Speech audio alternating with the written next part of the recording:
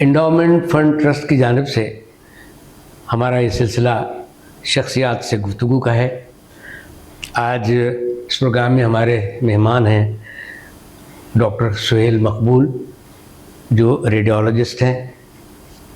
आजकल पाकिस्तान आए हुए हैं, बल्कि आते रहते हैं, और उनका सारा बचपन, तालीम ये वो पाकिस्तान में गुजरा है। तो आप उनसे कोई हम तफसील से बात करेंगे। डॉक्टर सुहेल, ये हमारा जो प्रोग्राम है वो उसका सिंध का सबूत होना ज़रूरी है। उसका वो जो यहाँ पला बढ़ा, उससे फिर पलट के कोई खिदमत की नहीं की, जो भी है उसकी ज़िंदगी के हवाले, चूँकि यहाँ से आपका ताल्लुक़ है और आप एक यानी अमेरिका में भी और यहाँ भी एक आपकी एक हैसियत है कि रेडियोलॉजिस्ट की। तो आपसे कुछ आपकी ज़िंदगी के बारे में हम गुफ्तगू करेंगे। तो पहले तो मुख्तसरन ये बताते हैं कि जो आप काम करते हैं, तशख़ीसी काम है, वो कैसे होता है और क्यों होता है, उससे क्या फ़ायदा होता है, फिर आगे बात करते हैं। मेरे नाम के साथ अगर सिर्फ रेडियोलॉजिस्ट लगे तो काफ़ी लंबा एक्सप्लेनेशन देना पड़ता है, लेकिन रेडियोलॉजी की 10-11 ब्रांचेस हैं। उसमें से मैंने 2 चीज़ों में एडिशनल ट्रेनिंग ली है, जिसको वो फेलोशिप कहते हैं, फिर आपको इम्तिहान देना पड़ता है। तो पहला तो होता है कि जनरल रेडियोलॉजी करें आप 5 साल तक, उससे पहले आप क्लिनिकल करें। जो उसमें जाने से पहले मेरा 8 साल का क्लिनिकल एक्सपीरियंस था, पाकिस्तान का भी, आयरलैंड और इंग्लैंड का भी, और अमेरिका में जाके मैंने सिर्फ रेडियोलॉजी की। फिर जब 5 साल की वो ट्रेनिंग कर ली तो मैंने 1 साल की फेलोशिप की, पूरे बॉडी की, सर से लेके पाँव तक, लेकिन उसमें हड्डियाँ और जॉइंट्स ये शामिल नहीं थे। मस्कुलोस्केलेटल का मैं स्पेशलिस्ट नहीं हूँ। इसी तरह उन्होंने फर्दर ब्रांच निकाल दी है कि कार्डियक रेडियोलॉजी, दिल वाला, तो वो कार्डियोलॉजिस्ट से डील करते हैं। आम जुबान में एक्सरे फिल्म जो बनाई जाती है, तस्वीरें ले ली जाती हैं, तो आम ज़बान में उसको बड़ा महदूद कर देते हैं। मैं यही बताना चाह रहा था कि आम आदमी के जहन में ये होता है कि जो एक्सरे है बस वो रेडियोलॉजिस्ट है। अब एक्सरे तो बहुत कम होता है, दूसरी चीज़ें कहीं ज़्यादा होती हैं। खाली अल्ट्रासाउंड जो है गली गली, गांव-गांव, पाकिस्तान में भी और सारी दुनिया में सबसे पहले ये करवाते हैं। उसके अलावा फिर मेरी जो स्पेशलिटी है उसमें मेनली CT स्कैन आता है, MRI आता है, मैग्नेटिक रेजोनेंस इमेजिंग, और एंजियोग्राफी आती है। एंजियोग्राफी वही चीज़ है जो जिसके लिए अगर दिल की करें तो कार्डियक कैथ कहलाती है, जो पूरी बॉडी की करें तो बॉडी की कैथराइजेशन। तो मुझे बॉडी की और दिमाग और स्पाइन की मतलब ये कार्डियक जैसी कैथराइजेशन भी, और MRI भी, और CT। ये अलावा उसके जो पहले 5 साल आपने जनरल रेडियोलॉजी में ट्रेनिंग ली। जब मैंने ट्रेनिंग ले ली तो मुझे ये एजाज़ है कि तकरीबन सारी उम्र मैं टीचिंग में ही रहा। टीचिंग अस्पतालों में निस्बतन तनख्वाह कम मिलती है, जॉब आरामदेह होती है, और आपके साथ बहुत सारे लोग काम कर रहे होते हैं। तो मुझसे नीचे वाला, मैं अगर प्रोफेसर हूँ तो एक असिस्टेंट प्रोफेसर होगा, उसके नीचे रजिस्ट्रार होगा, फिर रेजिडेंट्स होंगे, और फिर अपने दूसरे लोग होते हैं। पढ़ाई भी और प्रैक्टिकल काम भी। हाँ, पढ़ाई के लिए तो पहली रिक्वायरमेंट है कि आप MBBS हो, वो अमेरिका जाए, उनके इम्तिहान पास करें। आजकल पता नहीं USMLE कहलाता है। आप जो मुआलिज है, डॉक्टर जो है, उसके सहूलतकार हैं आप। हाँ, नहीं, इतने कि बहुत सारी ब्रांचेस हमारे बगैर काम कर ही नहीं सकते। न्यूरोलॉजिस्ट को जब हम डायग्नोसिस करके दे देते हैं तो उसके पास सिर्फ 2 चीज़ होती है कि अगर वो या तो ठीक कर सके उसको या ना ठीक कर सके। जो क्रॉनिक डिजीज़ होती हैं, जैसे किसी को मल्टीपल स्क्लेरोसिस है, उसको वो ठीक नहीं करवाते, वो दवा देते हैं। डॉक्टर साहब, हमने ये भी देखा कि एक्सरे या MRI करा लिया, आपकी तरफ से एक रिपोर्ट भी आ गई, तो जो आपका मुआलिज है वो न्यूरोलॉजिस्ट है या सर्जन है, कोई भी है, तो वो आपकी वो तस्वीर देख लेता है और तकरीबन पढ़ लेता है। तो फिर आपका क्या रोल रह जाता है अगर वो खुद भी पढ़ लेता है? बड़ा अच्छा सवाल है। क्योंकि जैसे मैंने अर्ज़ किया ना था कि 10-11 ब्रांचेस से हम डील करते हैं। जो जिस चीज़ का स्पेशलिस्ट है, अगर जनरल फिजिशियन ख़ास तौर पे लंग्स का स्पेशलिस्ट है तो पल्मोनोलॉजिस्ट कहलाता है। उसकी नॉलेज एक्सरे में या CT में या MRI में लंग की इतनी अच्छी होनी चाहिए कि बाकी किसी की नहीं अच्छी होनी चाहिए, लेकिन हमारी जिम्मेदारी है कि हमारी उससे भी अच्छी होनी चाहिए, क्योंकि जब वो फंसता है तो हमसे सवाल पूछता है, फिर हम कोई चीज़ उसको पॉइंट आउट करके बताते हैं। तो इस तरह हर ब्रांच जो है वो जब फंसता है तो हमारे पास आते हैं। तो जब तक वो हमारे पास नहीं आते, बिल्कुल हिकारत से समझते हैं कि बंद कमरे में बैठे एक्सरे पढ़ रहे हैं, इनको क्या पता होगा किसी चीज़ को। उनको ये पता ही नहीं है कि उनकी बेसिक नॉलेज कितनी है, और जो वाज़े तौर पे बहुत बड़े उसमें देखते हैं सारी चीज़ों के एंगल को, वो लोग नहीं देखते। सर्जन सिर्फ अपने सर्जरी के लेवल के हिसाब से देखता है, न्यूरोलॉजिस्ट अपने न्यूरोलॉजी के हिसाब से। मसलन कोई शेड, कोई स्पॉट ऐसा होता है जो उसको वो कुछ समझ रहे होते हैं, असल में वो कुछ और होता है, ऐसा भी? हाँ बिल्कुल होता है, ये बड़ा कॉमन होता है। ख़ास तौर पे लंग के एक्सरे में लोगों को जहाँ कोई एक छोटा सा स्पॉट नज़र आ जाता है तो डर के मारे सबसे पहले उसको कैंसर ही समझते हैं। इसकी ख़राबी ये है कि अगर आप उसको कैंसर का शुबे का भी इजहार कर दें तो उस मरीज़ की जान तो अटक गई ना, तो सूली पे चढ़ा हुआ होता है कि या तो इधर हो या उधर हो, क्योंकि लंग कैंसर बड़ी बुरी चीज़ है। आम तौर पे ये साल 1.5 साल में ख़राब वाला कैंसर मार देता है। चलिए अब आते हैं आपके बचपन की तरफ। पैदा कहाँ हुए, अगर उसमें कोई हिजरत भी इन्वॉल्व है तो मुख्तसरन आप ये बताएं। पैदाइश इलाहाबाद की, लेकिन जब मैं इन्फेंट ही था तो मुझसे दो बड़े भाई थे और मैं, तो हम 3 भाई पाकिस्तान में ट्रांसफ़र हो गए। और मेरे वालिद रेलवे में थे, उस ज़माने में स्टेशन मास्टर थे, तो इनकी पहली पोस्टिंग हुई कोटरी रेलवे स्टेशन। जो भी वहाँ से आता था ऑप्ट करके, अच्छा ये ऑप्टी बड़ा जंक्शन था। हाँ कोटरी बड़ा, अब भी है। तो उन्होंने कहा कि जी आप थोड़ा लेट आए, कराची के तो सारे भर गए, लाहौर जाना चाहते हैं। उन्होंने कहा नहीं, लाहौर वार तो मैंने पहले के देखा हुआ है, हम यहीं रहना चाहते हैं कराची में, क्योंकि कराची की उस वक्त ये वैल्यू थी कि कायद आज़म ने इसको कैपिटल बनाया था, तो हर आदमी चाहता था कि यहाँ रहे। तो उस पर करीब तरीन जगह जो मिली वो कोटरी में मिली, और कोटरी में सन 52 से ट्रांसफ़र होकर फिर कराची में आ गए। उस वक्त वो स्टेशन मास्टरी छोड़ के एक चीज़ कहलाती थी सेक्शन कंट्रोलर, तो वो आ गए थे। ये वो लोग हैं जो जब ट्रेनें चल रही होती हैं तो इनके ही प्रोग्राम पे चलती हैं, इन्हीं के बनाए हुए टाइम टेबल पे चलती हैं, और इनके हर मील के मुतालिक उनको मालूम होता है कि इस वक्त कौन सी गाड़ी कहाँ खड़ी है, कैसे चल रही है। जब कभी कोई गलती होगी तो आखिर में जाके कंट्रोलर पकड़ा जाता है। जो सेक्शन कंट्रोलर होता है अल्टीमेटली उसको ब्लेम करते हैं कि जी आपने ये गलत बताया, तो स्टेशन मास्टर ने गलत किया, तो कांटे वाले ने गलत किया, लिहाजा ये टक्कर हो गई।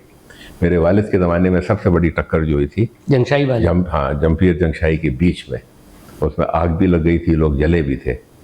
तो फौरी तौर पे जो हुकूमत का रिएक्शन होता है कि सेक्शन के तमाम लोगों को वो कर दिया जाए, सस्पेंड कर दिया जाए।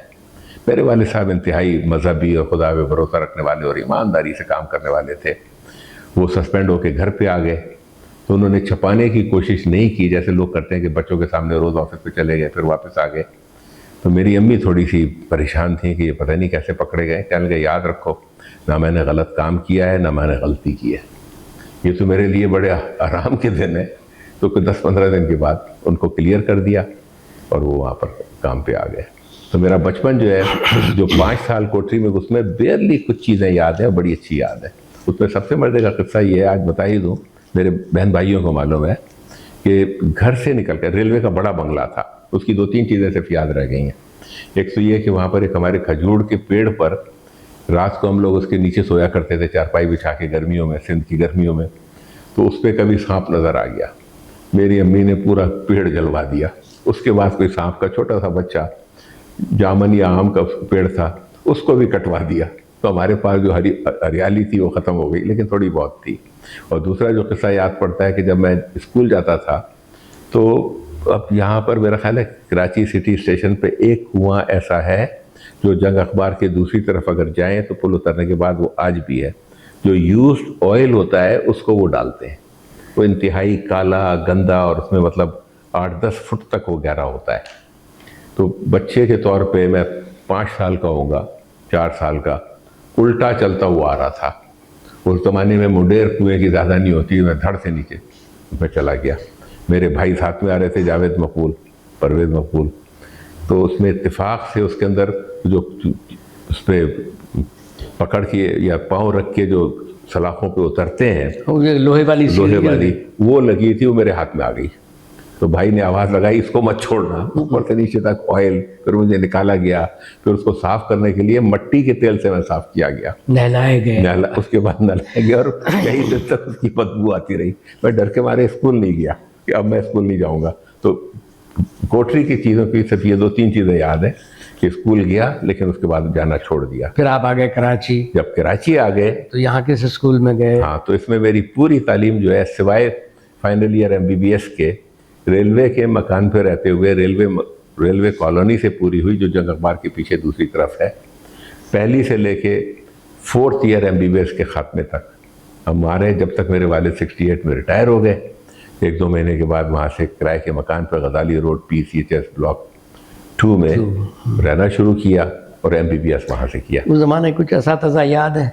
क्या था? असातिज़ा याद है, कुछ टीचर? हाँ, जो अच्छे, मैं इस मामले में बहुत ही लकी हूँ।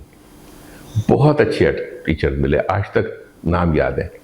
तीसरी जमात में जो मेरे टीचर जिन्होंने मुझ पर ख़ास ध्यान दिया, मेरा ख्याल है शिया थे, बड़ी मोहब्बत वाले, शबी हैदर जैदी साहब, वो स्कूल टीचर थे। फिर वहीं से मेरा ख्याल है, उसके बाद एक थे तहसीन साहब जो मुझे मिले। फिर जब मैं, हाँ, ये पाकिस्तान चौक पे, या उसको कहें हक्कानी चौक पे, एक स्कूल था जो पिछले 20 साल पहले तोड़ दिया गया, क्योंकि वो जिस किसी की ज़मीन थी 150 साल पुरानी, वो सुप्रीम कोर्ट से केस जीत गए। तो मेरा स्कूल अब वहाँ नहीं है। कराची के 4 पुराने, सबसे मतलब ओल्डेस्ट स्कूलों में से एक था। ये सिंध मदरसे भी ज़्यादा पुराना था, उससे ज़्यादा पुराना सिर्फ saint Pat's, saint Joseph model high school, बस। फिर आप ने मैट्रिक के बाद फिर आपने ज़ाहिर है या तो SM या DJ कोई कॉलेज ज्वाइन किया होगा? नहीं, उसमें भी बड़ा गज़ब हुआ ना। जब मैं 5वीं, 6ठी, 7वीं में पढ़ रहा था, तो वो मज़े की कहानियाँ हैं। तो हमारे घर में शेर व शायरी का बड़ा जिक्र होता था, क्योंकि मेरी अम्मी सन 41 की मैट्रिक थी। मेरे नाना भी थोड़ी बहुत शायरी करते थे। उनका किसी शेर का मेरा ख्याल है वो मुझे मिला, तज़मीन उन्होंने की होगी, बर्क उन्होंने तकल्लुस रखा, हालांकि और भी बर्क थे कि जला के खाक ना कर दूं तो बर्क नाम नहीं, इस तरह का मिसरा था उनका। पड़ा फलक से कभी दिल जलो को काम नहीं। पड़ा फलक से कभी दिल जलो को काम नहीं, जला के खाक। बाद में मुझे पता चला कि इसमें तो बड़े लोगों ने वो किया है। तो उससे बहरहाल ये फ़ायदा हुआ कि घर में चौके शेर व शायरी का जिक्र होता रहता था। उससे भी ज़्यादा ये हुआ कि जब मैं 6ठी 7वीं जमात में था, तो हमारे घर में गुजरांवाला के टीचर हमारे घर में रहते रहे, इसलिए कि मेरे बड़े भाई की मैथमेटिक्स कमज़ोर थी, जावेद मकबूल की। तो मेरे अब्बा ने अपने किसी जूनियर से पता किया कि यार मेरा बेटे को कोई ट्यूशन दिलवानी है, अच्छा टीचर है। उन्होंने कहा कि पूरे कराची में मैथमेटिक्स का सबसे अच्छा टीचर जो है किफ़ायत राशिदी है, और वो साहब मेरी क्लासों के टीचर हैं। उनको रहने का प्रॉब्लम है, तो वो उनको आने जाने में बड़ी तकलीफ़ होगी। तो मेरी अम्मी और अब्बा ने उसका हल ये निकाला कि हम अपना एक उनको कमरा या बालकनी दे देंगे, वो यहाँ रहें मुफ्त में। एक आध वक्त वो खाना भी तकल्लुफ़ करते थे, खाते नहीं थे, लेकिन वो भी खा लें। तो हम लोगों की ट्यूशन फ्री हो गई। तो मुझे तो वो नहीं पढ़ाते थे, मैं अपने बड़े भाई को मैथमेटिक्स पढ़ते हुए देखकर खुद ही सीख जाता था। लेकिन उनको बेतबाजी का, शेर व शायरी का उसका बेइंतहा शौक़ था। उस ज़माने में उन्होंने नई नई आई थी शायर लुधियानवी की तलखियाँ, वो गाते थे, मुझे पूरी याद हो गई थी। मास्टर साहब जो थे तो वो मेरे साथ बोलते थे, हाँ भाई सुनाओ उसको, मैं शुरू हो जाता था।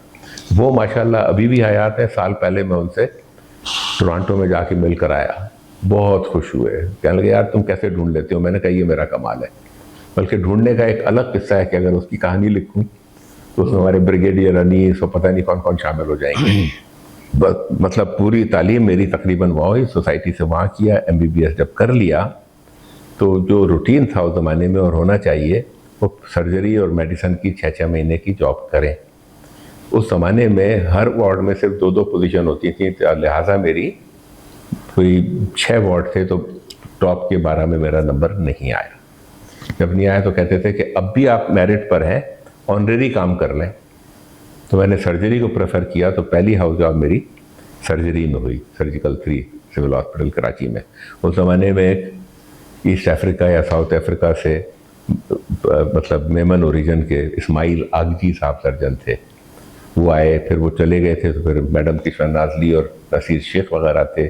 तो मैंने कराची के DMC की बात हो रही है, डाउ मेडिकल कॉलेज की, क्योंकि मैंने डाउ से किया ना। लेकिन आप कुछ अर्सा LMC में भी तो रहे हैं ना? अच्छा हाँ, तो उसमें ये हुआ कि आगजी साहब मशहूर तो LMC से हुए तो फिर शायद कराची आए। हाँ, अच्छा, अब वो बड़े मज़े का है। अब ये लोगों को शायद इल्म ना होगा कि कराची को हर चीज़ का कोटा मिला करता था। जैसे CSS में अब CSP कर लें तो सिर्फ 2% कोटा है, और बल्कि जिस साल हमारे वहीद साहब दोस्त जो हैं सेलेक्ट हुए तो उसमें डिस्ट्रिक्ट एडमिनिस्ट्रेशन में नहीं था, डिस्ट्रिक्ट मैनेजमेंट में, लिहाजा वो कस्टम में चले गए। तो हम लोग उसके शिकार थे कि दाखिला कैसे मिले। तो कराची में सिर्फ लड़कों की 37 सीटें थीं और लड़कियों की 17 सीटें थीं, उसके अलावा क्या करें। तो फिर उन्होंने ये किया था कि हर कॉलेज में कोई 20-20 सीटें वो ऑल पाकिस्तान बेसिस पे, वेस्ट पाकिस्तान बेसिस पे कहलाती थी। तो उसमें जैसे मोइज़ खान, मीर फसीउल्लाह, मैं, ये लोग सब LMC में हमारा पूरा इकबाल पड़ा। इससे ज़्यादा में हमारा गुजारा नहीं हो पाता। अगर ईस्ट पाकिस्तान भेज देते तो आने जाने का हमारे पास पैसे नहीं होते, रहने के पैसे नहीं होते। LMC में ये था कि हफ्ते में 5 दिन रहते थे, ट्रेन में हम बैठ के आ जाए कराची थे और फिर चले जाते थे। तो कम से कम खर्चे में MBBS के पहले 2.5 साल गुजारे। फिर ये हुआ कि मेरे वालिद की पोस्टिंग हुई। वहाँ के कुछ टीचर याद हैं? हाँ, क्या क्या टीचर थे उस ज़माने के भी, LMC के भी। बल्कि पहले तो स्कूल से शुरू कर दें, जो मुझे स्कूल में मिले। मैंने वहीं से, आपने गुजरांवाले वाले टीचर जो थे, या वो शबी हैदर साहब का जिक्र किया आपने। उसके बाद जब इसमें आए तो मुझे जो मेजर टीचर मिले, उनकी अब साहबजादे से मेरी एक बार बात हुई थी, वो मुझसे छोटे उम्र में, वो हम्माद साहब थे उर्दू के, और उनके प्रोडक्शन बड़ी अच्छी थी। मेरे क्लास में एक और थे गौस मोहम्मद फैज़ी, तो मैं और वो तकरीर किया करते थे। लेकिन गौस मोहम्मद फैज़ी जिसको हम जानते हैं, उनके भाई मोहम्मद फैज़ी उनसे 3 साल छोटे थे। ओके। तो दोस्त मोहम्मद फैज़ी वो भी हम्माद साहब का प्रोडक्शन है। अच्छा। उन्होंने उसको तैयार किया। और मुझे याद है उस ज़माने में ये लोग बोल्टन मार्केट के पास रहते थे, तो वहाँ से आधा मील चल के आ जाते थे। मैं इधर रेलवे कॉलोनी में रहता था, वहाँ से आधा मील चल के आ जाते थे। और जब कभी इंटर क्लास मुकाबला हो रहा है या कुछ हो रहा है तो उसमें वो लोग उसमें जीत जाते थे, लेकिन मुझे बेदबाजी में सारी ज़िंदगी कभी किसी ने नहीं हराया। वाह, उसमें हम आएंगे, आपके अदबी काम पे बाद में आएंगे उसमें। तो आप टीचर्स की बात हो रही थी। तो टीचर तो उस ज़माने के जो थे, हम्माद साहब सबसे ज़्यादा इम्प्रेसिव। फिर हमारे एक प्रिंसिपल थे इकबाल हुसैन साहब, इलाहाबाद के रहने वाले, अच्छी सेहत के। वो पाकिस्तान के 2 या 3 इंटरनेशनल हॉकी रेफरीज में से एक थे। उनके लिए एग्ज़ाम देना पड़ता है फलां। वो बेइंतहा पॉपुलर और बड़ी अच्छी नफीस तबीयत के इंसान। रोब भी था उनका और मोहब्बत भी थी उनकी। हम्माद साहब थे, इकबाल साहब थे, फिर एक साहब थे, उनका नाम था कुरैशी साहब। ये अब आप स्कूल डेज की बात कर रहे हैं? स्कूल डेज की। 8वीं जमात में सब लोग उनसे कांपते थे। ओके। लेकिन मेरी मैथमेटिक्स तो इंतहाई पक्की थी, तो मुझे तो कोई डर ही नहीं था। तो उस पर उस ज़माने में एक गाना आया था कि क्या पता नहीं, खिड़की जो धड़के दिल मेरा धड़के। हाँ, याद है उस तरह का? तो उसमें मैंने उस पर पैरोडी बनाई थी कि डंडा जो खड़के दिल मेरा धड़के, खौफ पिटाई का सताए बढ़ के, नाम को मेरे जो हिटलर ने पुकारा, कहा हिसाब में सिफर है तुम्हारा, अब तुम आ जाओ। पता नहीं वो फिर कोशिश करते हैं कि जो लड़के कमज़ोर हैं उनको ट्यूशन पढ़ाई जाए। तो बदनाम हो गए कि ट्यूशन की वजह से वो पिटाई लगाते हैं, हालांकि ऐसा केस नहीं था उस ज़माने में कोई। इस पर वो जो बड़े मशहूर एक्टर थे भगवान, उसकी एक्टिंग है इस गाने पे, शायद फिल्म अलबेला हो तो शक नहीं है, मुझे अब याद नहीं है, लेकिन शोला जो पढ़ के दिल मेरा, शोला जो पढ़ के दिल मेरा धड़के। अच्छा, ये स्कूल टीचर्स। फिर आप आते हैं कॉलेज में। स्कूल टीचर में और नहीं ले, हाँ, उसमें मज़े की बात यह है कि मेरा शौक़, ज़ौक़, ख्वाहिश, हर चीज़ जो थी, उर्दू के अदब को पढ़ना या उसका प्रोफेसर बनना, ये मेरे जहन का तस्वुर था। तो मेरी अम्मी ने मुझे बताया कि बेटा हम लोग वहाँ से छोड़कर आ गए, ज़मींदारी और वो नहीं है कि भाई माँ बाप के पास पैसा है, तुम्हें कहीं ना कहीं से कुछ ना कुछ कमा खाना है, और यहाँ कोई बेसिस नहीं है। तो सबसे अच्छी फील्ड जो है इज़्ज़त वाली, वो तो डॉक्टरी है। मेरा दिल बिल्कुल नहीं मानता था कि बायोलॉजी पढ़ूँ। मैंने कहा मेरी मैथमेटिक्स अच्छी है, फिजिक्स केमिस्ट्री अच्छी, मुझे वो पढ़ने दें, इंजीनियर बनूंगा। उन्होंने कहा नहीं, इंजीनियर की इतनी इज्जत नहीं होती जितनी उस ज़माने में डॉक्टर की बड़ी इज्जत थी। तो बादिल नाखास्ता जिसको कहते हैं, मेडिसिन मतलब प्री मेडिकल सब्जेक्ट्स लिए, और उसमें भी ज़ूलॉजी में नंबर कम आए, बॉटनी में ज़्यादा आते थे, ज़ूलॉजी में दिल नहीं लगता था। उस ज़माने के टीचर, SM कॉलेज में आप आ गए। SM कॉलेज में हमें अच्छे टीचर मिले। SM कॉलेज में हमें जो डेमोन्स्ट्रेटर मिले ज़ूलॉजी में, वो बाद में अभी हाल में रिटायर हुए हैं सिंध मेडिकल कॉलेज के प्रिंसिपल होकर, ज़ुबैर साहब। और 2 ज़ुबैर थे ना, एक बॉटनी वाले हाँ, और एक ज़ूलॉजी वाले। हाँ। और बॉटनी में जो थे 2-3 बड़े टीचर थे, एक फ़रहत मुज़फ़्फ़र जाफ़री थे, एक फ़ज़लुल्लाह मुल्तानी थे, इंग्लिश में हमारे पास शराफत हुसैन थे, लेकिन उर्दू के जो टीचर थे उनका जवाब बेग साहब थे, फिजिकल केमिस्ट्री वाले, और वो हेड ऑफ द डिपार्टमेंट भी हो गए। पहले हुजूरुल हसन जैदी थे और 1 साल के बाद बेग साहब आ गए थे। और फिर on top of it Sattar Kohati साहब तो पूरे कॉलेज के, मतलब आर्ट साइंस कॉमर्स हर चीज़ के वो प्रिंसिपल थे। उनका भी खूबी दर्जा था। और अगर लोगों को मालूम नहीं है तो वो गाना भी बहुत अच्छा गाते थे, और हर साल के फंक्शन में उनका एक पेट था। उसका एक शेर मुझे याद रहता है कि कौन है, एक मिसरा के कौन है इसका मकीन, एक नज़र देख तो लो। बहुत अच्छा गाते थे, उनको प्योर म्यूजिक पे कंट्रोल था सबका। मुझे आज तक ये नहीं मालूम कि कोहाटी उनके नाम के साथ लगा हुआ था, लेकिन मेरे ख्याल से वो कोहाट के नहीं थे, सिंधी स्पीकिंग थे। Really? हाँ, जैसे सिंध में रहने वाले बहुत सारों का नाम हो जाता है ना, पठान और वो, तो उस तरह से थे। तो उस जमाने के टीचरों में ये प्रोमिनेंट थे। तो जो कॉलेज में मुझे उर्दू के टीचर मिले उनका नाम था सैयद ख्वाजा तहव्वुर हुसैन। मैं जब इंटर में पढ़ता रहा मुझे हरगिज़ नहीं पता चला, और ना कोई टीचर पूछता था। उनको ये तो पता था कि यार अहले ज़बान फैमिली से आ रहा है, लेकिन ना उन्होंने पूछा ना मैंने बताया।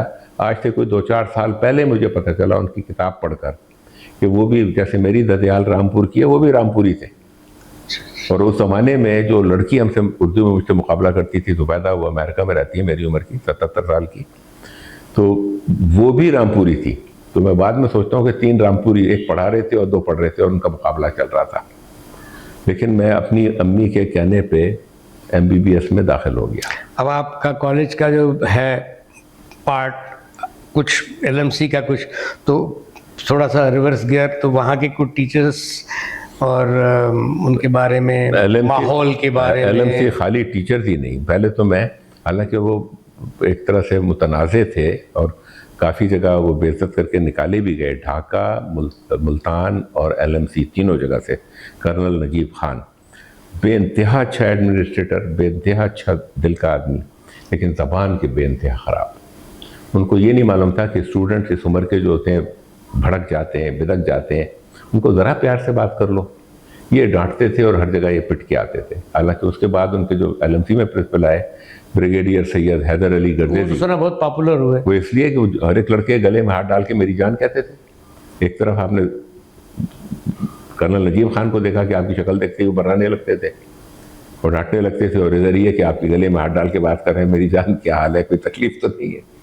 तो LMC का ज़माना मेरा बहुत अच्छा। तो वहाँ पे उनको बड़ी जिल्लत का सामना हुआ। हाँ, अच्छा, फिर LMC में ये भी था कि उस ज़माने में मेरा ख्याल है ये मशहूर किया गया था, यह है कि चीफ इंजीनियर जो था जिसके थ्रू ये बिल्डिंग वगैरह बनी, वो कर्नल नजीब का ही बड़ा भाई था।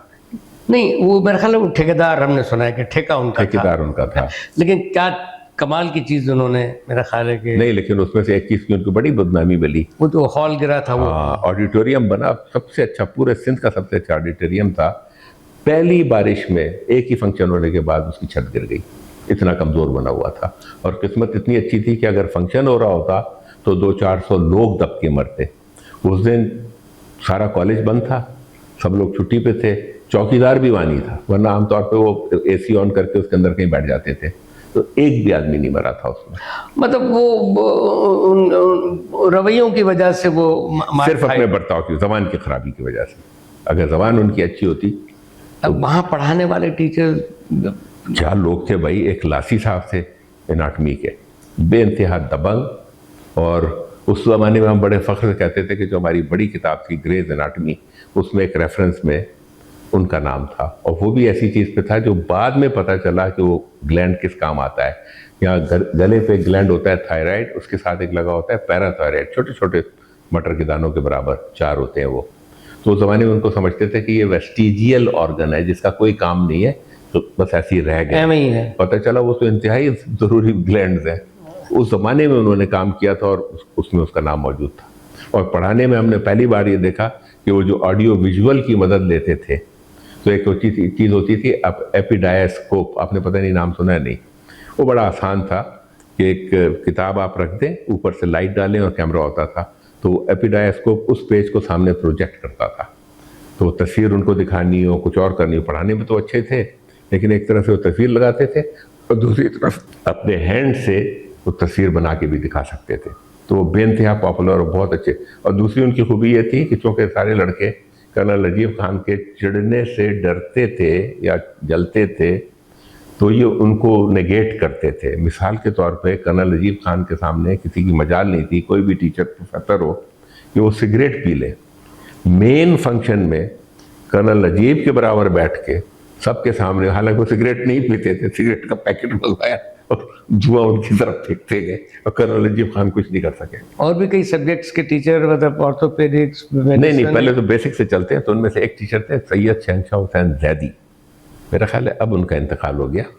वो LMC में पढ़ाते रहे, वो लखनऊ से प्रोफेसर आए थे और उनका अपना स्टाइल था पढ़ाने का। उनकी एक चीज़ ये थी कि जो चीज़ मैं पढ़ा रहा हूँ वो है, और उस पर वो शेर कहा करते थे मीर तकी मीर का, मुस्तनद है मेरा फरमाया हुआ, सारे आलम पर मैं हूँ नचाया हुआ। किसी बात नहीं मानते थे, अपनी बात करवाते थे।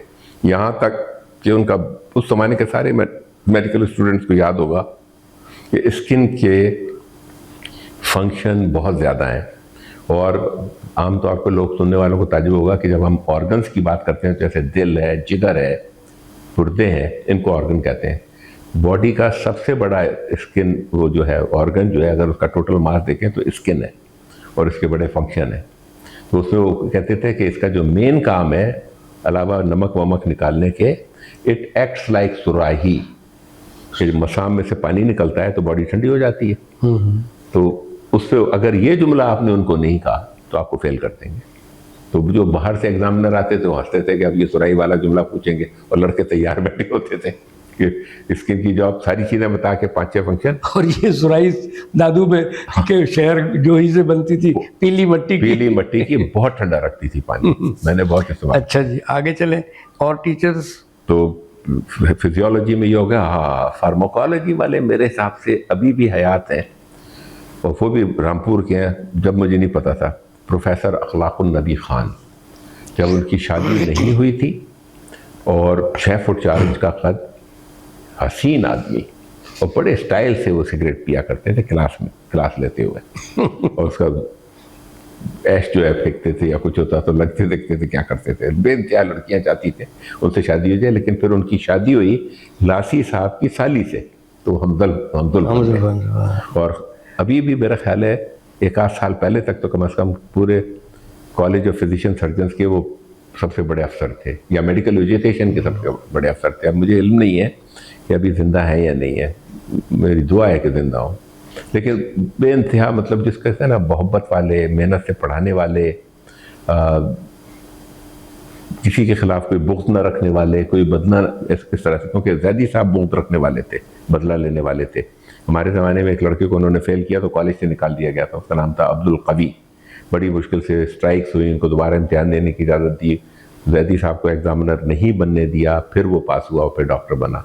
लेकिन अच्छा, एक चीज़ उन्होंने उस ज़माने में निकाली, अमेरिका से नए आए थे, इंडियाना यूनिवर्सिटी से MD PhD कुछ करके, तो उन्होंने निकाला, हमें पता ही नहीं था कि वो क्या चीज़ है।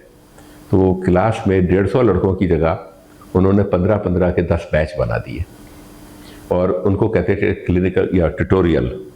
हमने तो ये लफ्ज़ भी नहीं सुना था, तो ट्यूटोरियल के लिए कहते थे कि मैं टॉपिक दूंगा, वो तैयार करो, और उस पर सवाल जवाब होंगे आमने सामने। जो सवाल आपको क्लियर नहीं होगा फिर वो पढ़ा के क्लियर कर देते, इंटरेक्ट करते थे। इस मामले में मुझे मेरी ज़िंदगी के जो क्लोजेस्ट 4-5 दोस्त आते हैं, और टॉप के जो 1-2 हैं, उनमें से वो मरहूम था जो 83 में मर गया, मेरा क्लास फेलो, शमीमुल हक। उसका रिकॉर्ड ये था कि उसने मैट्रिक में जो रिकॉर्ड कायम किया था नंबर लेने का, फर्स्ट पोजीशन आई, तो कराची, सिंध, किसी भी जगह वो रिकॉर्ड पर अगले कोई 10 साल तक नहीं टूटा था। वो मेरे साथ था, और फर्स्ट ईयर में मैं उसके साथ नहीं रहा या नहीं लगा रहा, तो मैं एवरेज स्टूडेंट था। जब सेकंड ईयर में आया और अखलाकुन नबी साहब ने ये ट्यूटोरियल शुरू किया, तो मैंने कहा, यार शमीम ये क्या होता है भाई? तो कहता तुम फिक्र नहीं करो। तो हम पूरे, जैसे होता है ना, फ़र्ज़ की जुमे को ट्यूटोरियल होना है, तो जुमेरात तक ऐश करते थे। जुमेरात की शाम को हैदराबाद से मोटरसाइकिल चला के हॉस्टल में आ जाता था, तिवरी हॉल में मेरे पास, 2 घंटे में तैयारी करवा देता था। और दूसरे दिन जब उनका स्टाइल ये था कि पहले कमज़ोर बच्चे से सवाल पूछा या किसी लड़की से पूछा, वो जवाब नहीं दिया, नेक्स्ट, उसके नेक्स्ट, उसके नेक्स्ट, उसके नेक्स्ट, उनको पता था, तो फिर मेरा नंबर आता था। तो मैं शमीम का पढ़ाया हुआ होता था, तो उन्होंने एक बार कहा कि यार मुझे कभी शमीम से भी सवाल पूछ लेने दो, तुम पर आके रुक जाता हूँ। मैंने कहा सर यही तो मुझे पढ़ाता है जिसकी वजह से रुक जाता है। तो वो दोस्त मुझे बड़ा याद आता है। और भी कई टीचर्स अभी मेरे भी जहन में नाम आ रहे हैं, मैं आपको प्रॉम्प्ट कर सकता हूँ। साले मेमन, साले मेमन साहब, अंसारी साहब। हाँ, LMC में साले मेमन साहब से ज़्यादा गुजारा इसलिए नहीं हुआ कि जब 3rd ईयर शुरू हुआ तो चंद एक क्लिनिक उनके साथ अटेंड की और उनके लेक्चर अटेंड किए। और मैं फिर 3rd ईयर की बिगनिंग में ही मार्च 67 में डाउ में आ गया। ये बाद में यहाँ तशरीफ़ लाए।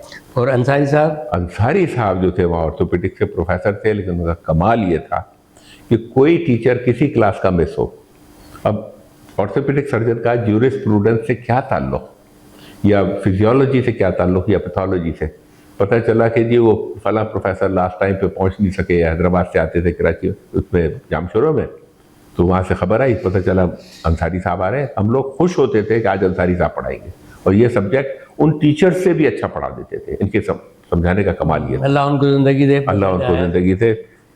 बहुत ही अच्छे टीचर थे, इनके लिए मैं ये कहूँगा। बल्कि LMC के ज़माने के सबसे इम्प्रेसिव पर्सनालिटी के भी, बर्ताव के भी। अच्छा, वो आप कभी उनका जिक्र करते हैं नसीर शेख का, वो वहाँ थे आपको कराची में मिले? वो नसीर शेख मुझे कराची में मिले, और जब मैं अब आप कराची आ गए। हाँ, आइए अब कराची तो डॉ में आ गए। नसीर शेख उस ज़माने में सिर्फ असिस्टेंट प्रोफेसर थे, ये एसोसिएट प्रोफेसर और प्रोफेसर भी नहीं थे। जब तक हमने MBBS किया तो ये एसोसिएट प्रोफेसर हो गए थे, फिर उनको सर्जिकल 3 में जगह मिल गई थी, वहाँ काम करते थे, बाद में ये प्रोफेसर हुए वहाँ से। लेकिन नसीर शेख का कमाल ये था कि उनकी सर्जरी भी बहुत अच्छी थी, और क्लिनिकल सब्जेक्ट्स में he was one of the finest teachers in the world.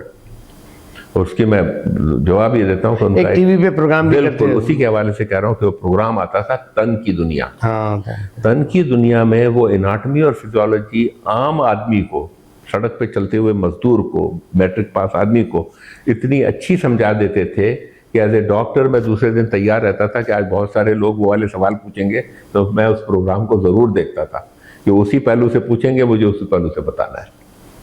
और फिर अब आप आइए अपने DMC के दिनों की तरफ, कैसा गुजरा वो सारा वक्त? DMC का ज़माना बड़ा, टीचर्स भी, आप प्रोफेसर्स भी बड़े बड़े मिले। आप इसमें से कुछ कैरेक्टर्स को आप जानते हैं बड़े मज़े के।